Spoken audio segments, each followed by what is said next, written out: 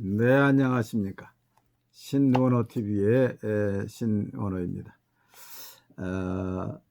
이 시간에는 지난주일의 두 번째로 잠언 속에 숨겨진 비밀, 이 책은 인터넷 서점이나 전국 기독교 서점에서 구입할 수 있습니다. 두 번째, 말에 대해서 공부하겠습니다. 지난주일에는 지혜에 대해서 배웠습니다. 찰스 스윈돌 목사님은 말하기를 시편은 하나님과 더불어 사는 법을 가르치고 잠언은 사람과 더불어 사는 법을 가르치는 말씀입니다. 그 중에서도 잠언의 주기록 목적은 말에 관한 교훈을 주기 위함이다고 했습니다. 실제로 잠언에서 가장 많이 언급한 주제는 말입니다. 그 다음에 지혜요, 그 다음에 마음입니다. 유대인의 격언에는 말은 적게 하고 일은 많이 하라. 언변은 일세겔이요 침묵은 이세겔에 사라는 말이 있고, 우리나라 속담에도 말 한마디에 천냥빚도 갚는다. 가루는 칠수록 고와지고 말은 할수록 거칠어진다. 말이 씨가 된다. 가는 말이 고와야 옳은 말이 좋다. 그런 격언이 있습니다. 말은 그 사람의 인격이요 또 믿음이고 그 사람의 장래를 열어가는 키가 됩니다.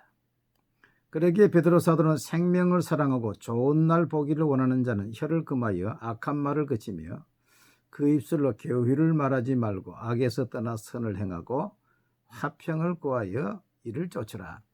좋은 날 보기를 원하느냐? 그러면 악한 말, 거짓말하지 말고 그 말로 생명의 말, 좋은 말을 해라. 긍정적인 말, 믿음의 말을 해라는 것입니다. 그래서 오늘 이 말에 대해서는 첫째로 말의 중요성에 대해서, 두 번째는 성경은 우리의 말, 혀를 어떻게 묘사하고 있는가. 셋째는 우매한 자의 말의 특징. 네 번째는 지혜로운 자의 말의 특징이 무엇이 다른가. 이것을 공부하도록 하겠습니다. 첫째로 말의 중요성입니다. 잠언 10장 20절에 보면은 의인의 혀는 순은과 같거니와, 순은 아주 순전한 은과 같이 그 말이 깨끗하단 말이에요. 잠언 11장 11절에서는 성읍은 정직한 자의 축복으로 인하여 진흥하고 악한 자의 입으로 말미암아 무너지느니라. 그래서 말을 잘하면 성읍이 일어나지만 말을 잘못 쓰면 무너진다. 잠언 18장 20절로 21절 보니까 사람은 입에서 나오는 말로 열매로 말미암아 배가 부르게 되나니 곧 그의 입술에서 나는 것으로 말미암아 만족하게 되느니라. 죽고 사는 것이 혀의 힘에 달렸나니 혀를 쓰기 좋아하는 자는 혀의 열매를 먹으리라. 죽고 사는 것, 성공하고 실패하는 것이 그 사람의 어느 습관에 달려있다는 것입니다. 그 성공하기 원하는 면을 이렇게 말하라. 그런 내용이 있지요. 그 말에 따라서 이렇게 다르다는 것입니다. 죽고 사는 것이 혀의 권세에 달려 있어요. 잠언 25장 11절 보니까 경우에 합당한 말은 아로 새긴 은쟁반의 금사관이라. 금상첨화. 아주 경우에 합당한 말이죠. 코칭에서도 보면은 NLP 코칭이 나옵니다. NLP 코칭. 그 N은 뉴로, 신경, 생각 그런 뜻이고, L은 링귀스틱, 언어, 링귀스틱, 언어, P는 프로그래밍. 그래서 생각과 말을 바꾸면 인생이 달라진다는 코치입니다. 그래서 그 사람의 인생을 바꾸려면 먼저 생각과 말을 바꾸라는 것입니다. 성경에도 하나님께서 아브라함을 바꿀 때에 아브람, 위대한 아버지에서 열국의 아버지 아브라함으로 바꿨죠. 사레, 공주에서 사라로 바꿨죠. 여주인으로 바꿨지. 또 야곱도 속이는 자에서 이스라엘 승리자로 바꿨지요. 그 인생이 달라지는 거예요. 말을 바꾸면 인생이 달라집니다. 두 번째, 우리의 혀에 대하여 성경은 어떻게 묘사하고 있는가. 잠언 12장 18절에 칼로 찌른같이 함부로 말하는 자가 있거니와 지혜로운 자의 혀는 양약과 같으니라. 이 말이요, 칼과도 같이 함부로 상처를 낼 수도 있고 양약과도 같다는 것입니다. 그래서 이 생각 없이 함부로 이야기하는 것은 잘못하면 상대방을 배려하지 않아서 마음에 깊은 상처를 줄 수가 있습니다. 그래서 우리나라 격언에도 칼로 베인 상처는 쉽게 아물지만 새치혀로 입은 상처는 아물지 않는다, 그런 말이죠. 그 마음속에 깊이 상처가 돼서 오랫동안 머물고 있다는 거예요. 야고보 3장 3절로 4절을 보면 우리가 말들의 입에 재갈을 물리는 것은 우리에게 순종하게 하려고 그 온몸을 제하는 것이라. 또 배를 보라, 그렇게 크고 광풍에 밀려가는 것들을 지극히 작은 키로서 사공의 뜻대로 운행하나니. 말에 입에 재갈을 물리듯이 우리도 입에 재갈을 물려야죠. 또 그 말은 이 키와 같다. 배의 키와 같다. 배의 키는 저 배 훔이 물속에 있습니다. 키는 작습니다. 그 수십만 톤을 그 작은 키로 오른쪽으로 왼쪽으로 오대양을 다 운전해 간다고. 우리의 혀도 입속에 들어 앉았어요. 잘 안 보여요. 온몸의 밑에 조그만합니다. 작습니다. 그런데 이것이 우리를 성공으로 실패로 이끌어가는 거예요. 재갈이요 키다. 야고보 3장 5절로 6절에 이와 같이 혀는 작은 지체로 되어 큰 것을 자랑하는도다. 보라, 얼마나 작은 불이 얼마나 많은 나무를 태우는가. 혀는 곧 불이요 불의의 세계라. 혀는 우리 지체 중에서 온몸을 더럽히고 삶의 수레바퀴를 불사르나니. 혀는 불이라는 것입니다. 이 불을 잘 사용하면 음식도 조리하고 불로서 공장이 돌아가고 산업에 아주 중요하지요. 그런데 이 불을 잘못 관리하면 불이 나면 산을 태우고 집을 다 태운단 말이지요. 그 말 한마디 잘못해서 인생을 망한 사람들이 얼마나 많습니까? 야고보 3장 8절에 10절 보니까 혀는 능히 길들일 사람이 없나니 쉬지 아니하는 악이요 죽이는 독이 가득한 것이라. 이것으로 우리가 주 아버지를 찬송하고 또 이것으로 하나님의 형상대로 찜을 받은 사람을 저주하나니 한 입으로 찬송과 저주가 나오는도다. 내 형제들아, 이것이 마땅하지 아니하니라. 찬송할 때 찬송하고 축복하는 사람이 그 입으로 악담을 이야기한다. 악담을 이야기하고 저주의 말을 한단 말이에요. 이렇게 해서는 안 되지요. 쉬지 않은 악이고 죽이는 독이 나와야 되겠어요. 우리 입에서 살려야지. 같은 입에서 독이 나오고 같은 입에서 살리고 이렇게 할 수가 없다고 말이에요. 그래 이사야가 하나님의 영광을 보고서 제일 먼저 깨달은 것이 입술의 제약입니다. 입술의 제약.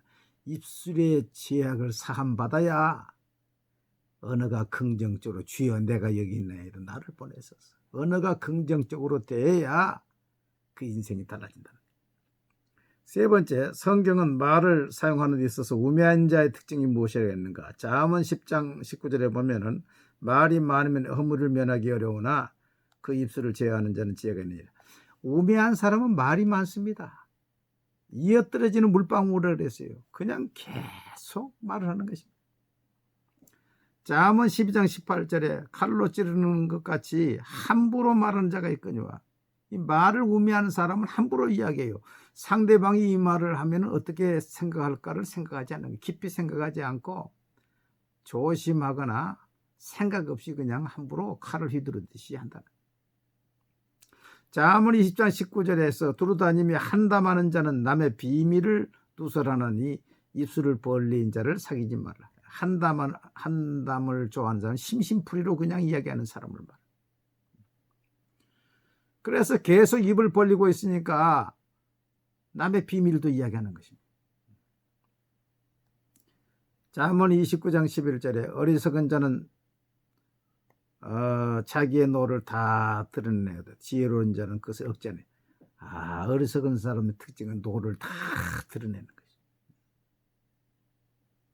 화가 나면은 그냥 할 말하는 말을 다 하는 거지. 이 어리석은 자의 말은 우선 말이 많습니다. 함부로 말을 합니다. 입술을 벌리고 그저 한담하면서 남의 비밀까지도 이야기합니다. 또 화가 나면은 노를 다 드러냅니다.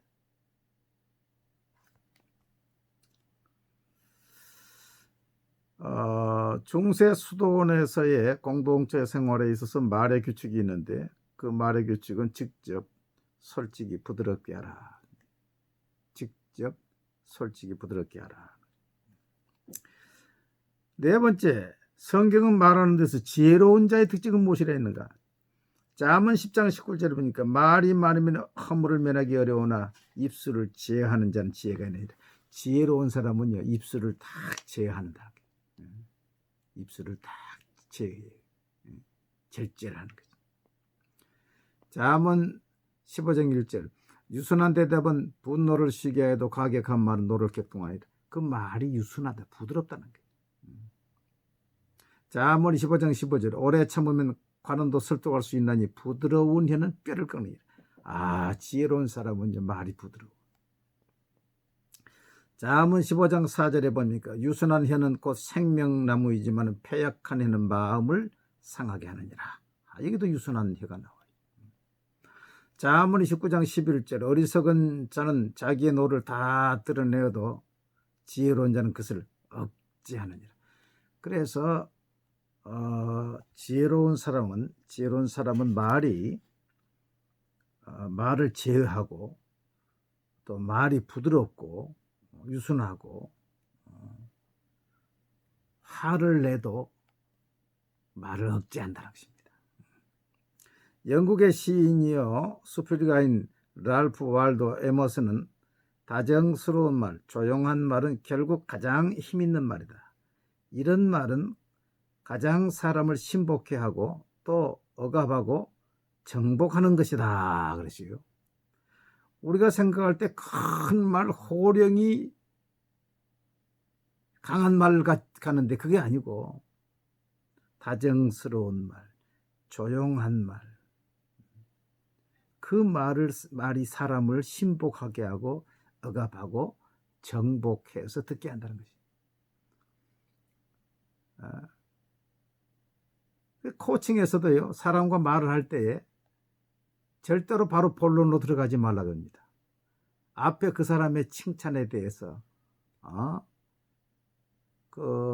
좋은 라포, 좋은 분위기를 위해서 4가지 이상 칭찬의 말을 하라. 4가지 이상 칭찬의 말을 하라. 그 다음에 본론으로 들어가되 가장 강한 말은 청유, 부탁의 말이 가장 강한 말이다. 청유, 부탁의 말.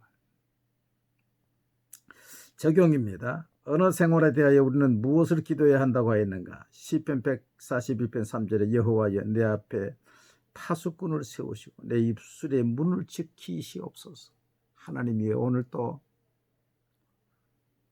여자분들은 3만 마디 말하고 남자들은 2만 마디 말한다는데 그렇게 말하는지 모르겠어요. 그러나 하나님 많은 말을 하는데 내 입술을 지켜주옵소서. 이사야 50장 4절 보니까 주 여호와께서 학자의 혀를 내게 주사 너로 곤고한 자를 말로 어떻게 도와줄 줄을 알게 하시고 아침마다 깨우치시되 나의 귀를 깨우치시사 학자들 같이 알아듣게 하신도다. 하나님 내게 학자의 혀를 주셔서 곤고한 자를 말로 어떻게 도와줄 줄을 알게 하옵소서. 첫째로는 하나님이여 내 입술에 파수꾼을 세워주시어서 하지 말아야 될 말, 잘못된 말을 지켜 막아주시고 또 한편으로는 주 여호와의 내게 학자의 혀를 주시어서 공고한 자를 어떻게 말로 도와줄 줄을 알게 하옵소서. 여러분은 지혜로운 자의 편에 속합니까? 어리석은 자의 편에 속합니까? 오늘 또 우리는 하루에도 수만 마디 말을 하는데 이 말에 대해서 하나님 파수꾼을 세워주시옵소서. 입술에 파수꾼을 세워주시옵소서. 입술에 학자의 해를 내게 주시옵소서.